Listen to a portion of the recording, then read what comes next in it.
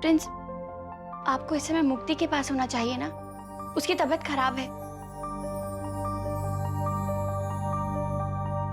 तबीयत तो आपकी भी ठीक नहीं है, तो फिर हम आपको अकेला छोड़कर कैसे जा सकते हैं? प्रिंस, मुक्ति हम दोनों की जिम्मेदारी है। कल उससे कहने के बाद भी आप वहां नहीं गए, उसको कितना बुरा लगेगा। और कहीं रात को उसकी ज्यादा तबीयत खराब हो गई होगी तो हम उसे अभी देख के आते हैं। आप चिंता मत कीजिए, हमने रात को दीदी को भेज दिया था, वो उसका ख्याल रख रही होंगी। लेकिन प्रिंस, अपनी जिम्मेदारी को हमें ऐसे दूसरों पर नहीं थोपना चाहिए। मुक्ति हमारी जिम्मेदारी है, उसके पेट में हमारा बच्चा है, हम कम से कम उसका ख्याल तो रख सकते हैं ना। हमारी जिम्मेदारियां क्या है हम अच्छी तरह समझते हैं, और हमारी सबसे पहली जिम्मेदारी आप है। अगर आप ही बीमार हो तो हम अपनी किसी और जिम्मेदारी को नहीं मान सकते। अब हम आपको कैसे समझाएं प्रिंस कि मुक्ति को इस वक्त प्यार और सहारे की कितनी जरूरत है, और हमारे सिवाय उसका और है ही कौन जो उसे अपनापन दे सके। हे भगवान, कहीं इस बात से उसके दिल को ठेस ना पहुंची हो।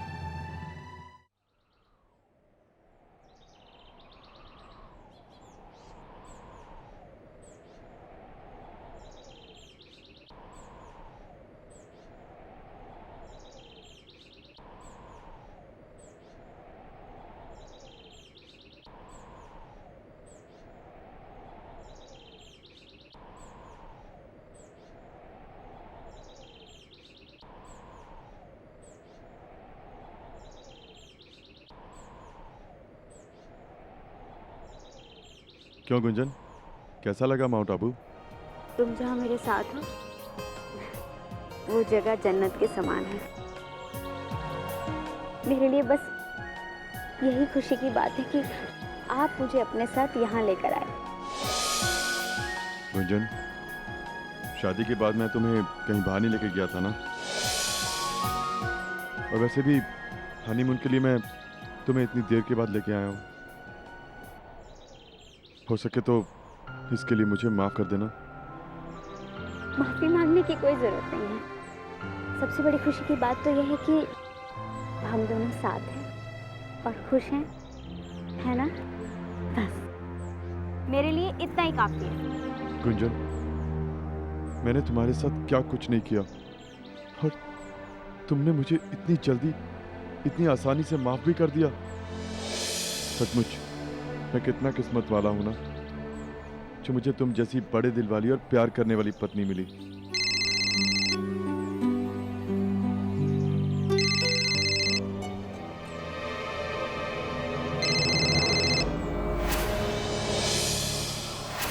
क्या बात है, आप इतना परेशान क्यों हो गए? कुछ नहीं, बस एक काम याद आ गया। वो एक दोस्त से कुछ काम के सिलसिले में मिलना था, बस वही। हम यहाँ घूमने आए हैं ना, तो फिर आप यहाँ काम क्यों कर रहे हैं? यहाँ पे कोई काम वाम नहीं चलेगा। बस गुंजन, मैं किसी बिजनेस डील के बारे में बात नहीं कर रहा हूँ, एक दोस्त से मिलने की बात कर रहा हूँ। वो बेचारा किसी परेशानी में होगा, क्या मैं किसी दोस्त से भी नहीं मिल सकता? सॉरी, मैंने आपको मना किया। सॉरी क्यों? गुंजन, तुम्हें मुझे यहाँ डांटने का, कुछ भी पूछने का पूरा हक है, और आज मैं तुमसे पहली बार कह रहा हूँ कि मैं तुमसे बहुत प्यार करता हूँ,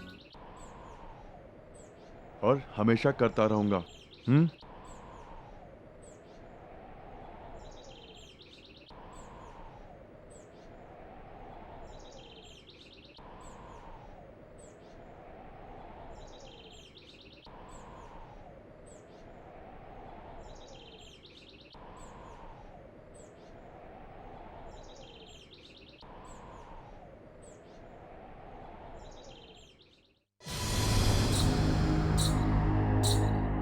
अब मैं दिखाती हूँ कि एक धंधे वाली जब अपने पर आ जाती है तो क्या क्या कर सकती है।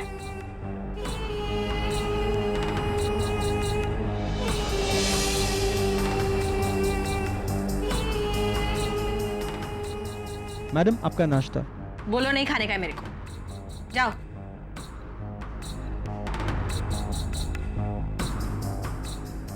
दादा, ये नाश्ता वापस क्यों ले जा रहे हैं? दीदी, मुक्ति मेम साहब ने नाश्ता वापस ले जाने के लिए बोला है। अच्छा, ये नाश्ता हमें दे दीजिए। जी दीदी।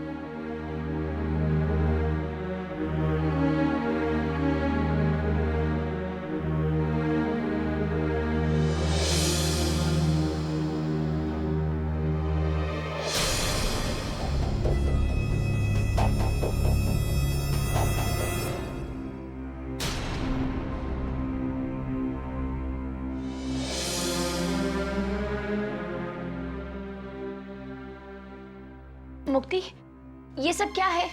भगवान के लिए नंदिनी जी, मुझे जाने दीजिए। मैं आप सब पर बोझ नहीं बनना चाहती हूँ। लेकिन तुम हम पर बोझ हो, तुमसे ये कहा किसने? कुछ चीजें कहीं नहीं जाती। कुछ चीजें इंसान को खुद समझ लेनी चाहिए। थोड़ी सी हमदर्दी, थोड़ा सा अपनापन, यही तो पाना चाहा था आप लोगों से। लेकिन पता नहीं क्यों ऐसा लगता है जैसे आपके पति को पहले दिन से ही मेरा यहाँ रहना अच्छा नहीं लगता।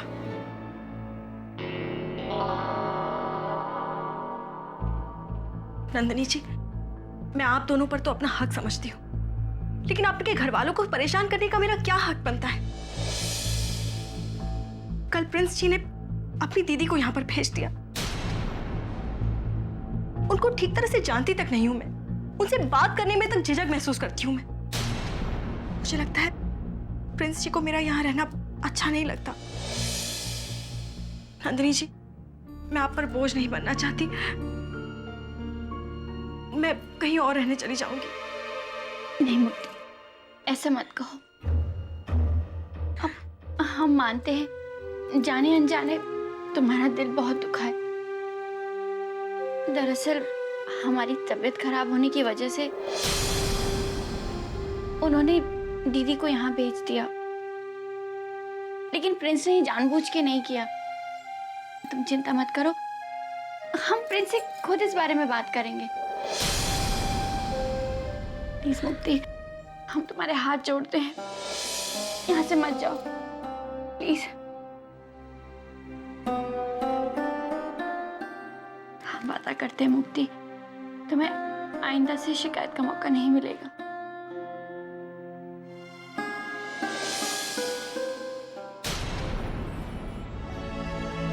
चलो अब नाश्ता कर लो।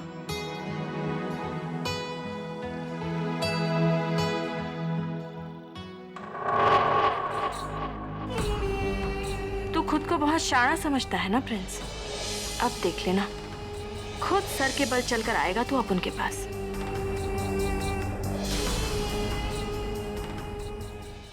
जिस मुक्ति को हमने बलराज ठाकुर की बर्बादी के लिए मोहरा बनाया था, वो मुक्ति तो अब हमारे गले का फांस बन रही है। हरिन, हमें जल्द से जल्द इस मुक्ति से छुटकारा पाना चाहिए। बहुत बड़ी भूल हो गई दादी मुझसे। उस 2 कौड़ी के धंधे वाली पर मैंने भरोसा किया, पलट गई, ऐन वक्त पर पलट गई। लेकिन मैं जानता हूं दादी, मुक्ति हमारे साथ कुछ भी गलत नहीं कर सकती, क्योंकि मैं उसकी नफ्स से अच्छी तरह से वाकिफ हूं। क्योंकि उसकी कमजोरी मैं अच्छे से जानता हूं, और उसकी कमजोरी है लालच। मुक्ति अच्छे तरीके से जानती है कि जब तक वो बलराज के घर में रहेगी, बलराज ठाकुर उसे सोने का निवाला खिलाता रहेगा, और जिस दिन उसने अपना मुंह खोला, उस दिन वो उस घर से धक्के मार के निकाल दी जाएगी। मुक्ति बहुत चालाक खिलाड़ी है, वो अपनी जुबान कभी नहीं खोलेगी, कभी नहीं। तो आप बेफिक्र रहिए दादी, मेरी नजर है मुक्ति पर, कुछ नहीं होगा।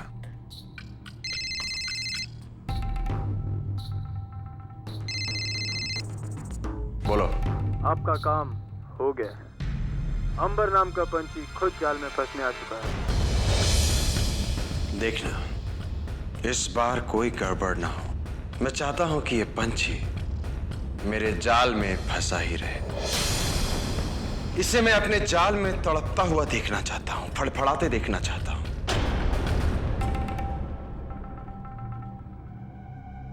शतरंज की बिसात पर राजा को अगर मात देनी है तो राजा के घोड़े मार दो, राजा के हाथी मार दो, राजा के वजीर मार दो। राजा इतना कमजोर हो जाएगा, इतना कमजोर कि खुद ब खुद मर जाएगा। यही हाल मैं बलराज ठाकुर का करूंगा। हाँ दादी, उसकी बर्बादी से पहले मैं उसके परिवार के हर एक सदस्य को बर्बाद कर दूंगा। इतना कमजोर कर दूंगा बलराज ठाकुर को कि वो खुद ब खुद मर जाएगा।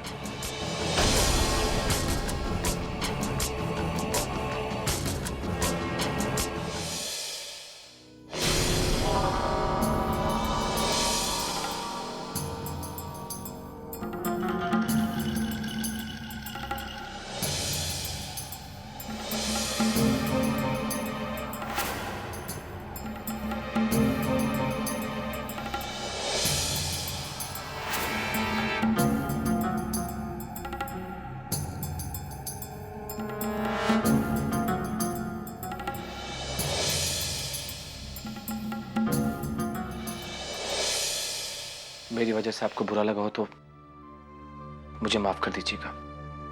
दरअसल नंदिनी की तबीयत बहुत खराब थी, इसलिए मैंने कुछ मुझे माफ कर दीजिए। नहीं प्रिंस जी, इसकी कोई जरूरत नहीं है। माफी मांगकर आप मुझे क्यों शर्मिंदा कर रहे हैं? अगर आपकी जगह मैं होती तो शायद मैं भी ऐसा ही करती। और माफी तो मुझे आपसे मांगनी चाहिए, अपनी गलत उम्मीद, गलत मांग के लिए। लेकिन मैंने तो कभी ये सब महसूस नहीं किया जो इन दिनों महसूस कर रही हूँ। मेरी तो कुछ समझ में नहीं आ रहा मैं क्या करूं। और इसमें गलत भी कहाँ हूं मैं भी तो एक इंसान हूं। मेरे सीने में भी तो एक दिल धड़कता है। शायद आपके लिए हमारे बीच जो पल बीते थे वो कोई मायने नहीं रखते हो, लेकिन मेरे लिए तो वो मेरी जीवन का पहला प्यार, एक पुरुष का पहला स्पर्श था। और किसी भी औरत के लिए पहले प्यार का पहला स्पर्श भुलाना नामुमकिन होता है। मैं उस पल को भुला नहीं पा रही हूँ प्रिंस जी।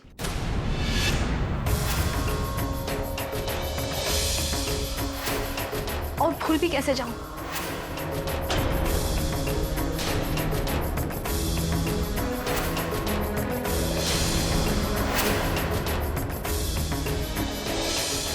आपके प्यार का जो अंश मेरे पेट में पल रहा है वो हर पल मुझे आपकी याद दिलाता रहता है।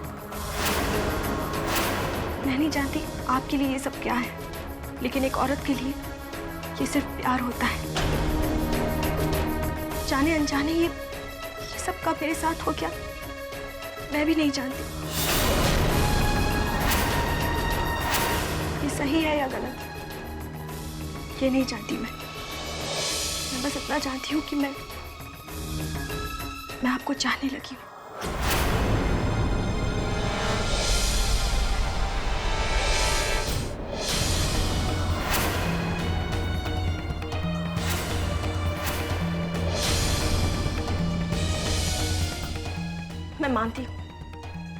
मैं मानती हूँ सरोगेट मदर बनने का फैसला सिर्फ मेरा अपना था, लेकिन तब मैं इसका अर्थ नहीं समझती थी। और अब जब आपके प्यार का अंश मेरे पेट में पलने लगा है तो मैं खुद को आपसे दूर नहीं रख पा रही हूँ। मैं वैसी लड़की नहीं हूँ जो सिर्फ पैसों के लिए अपने जिस्म को। आप मुझे समझने की कोशिश क्यों नहीं करते? आखिर मैं भी तो एक औरत हूँ, एक आम औरत हूँ। देखिए, मैं जानता हूँ कि आप एक अच्छे घर की लड़की हैं और आपको बहुत दुख और बहुत तकलीफ हो रही होगी, और ये तकलीफ आपको मेरी वजह से हो रही है। मुझे माफ कर दीजिए। ये क्या कर रहे हैं आप? माफी तो मुझे मांगनी चाहिए। भावनाओं में बहकर न जाने क्या क्या कह दिया मैंने आपसे। लेकिन मैं भी क्या करूं? मैं ये सब अकेले नहीं झेल पा रही। मुझे आपके सहारे की जरूरत है प्रिंस जी।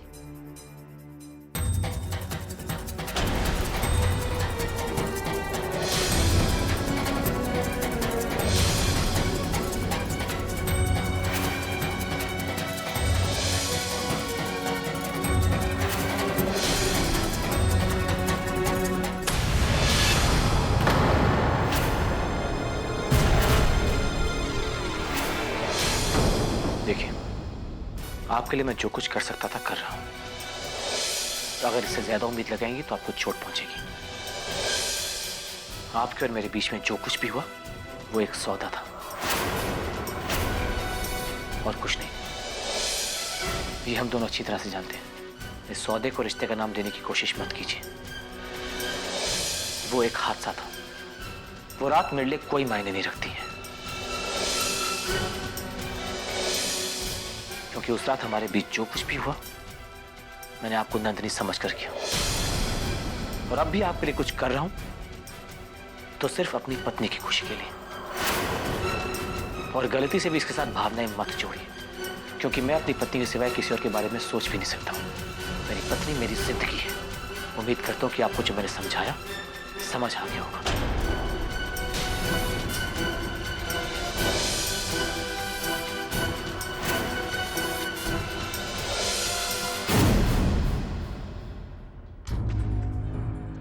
बात तो तेरी समझ में नहीं आ रही है। ठीक है, बहुत नंदिनी का पहाड़ा पड़ता है ना तू। एक दिन तेरी वही नंदिनी मजबूर होकर तेरे को अपन के पास भेजेंगे। फिर तेरे होठों पर नंदिनी नहीं, सिर्फ अपन का नाम होएगा, सिर्फ अपन का।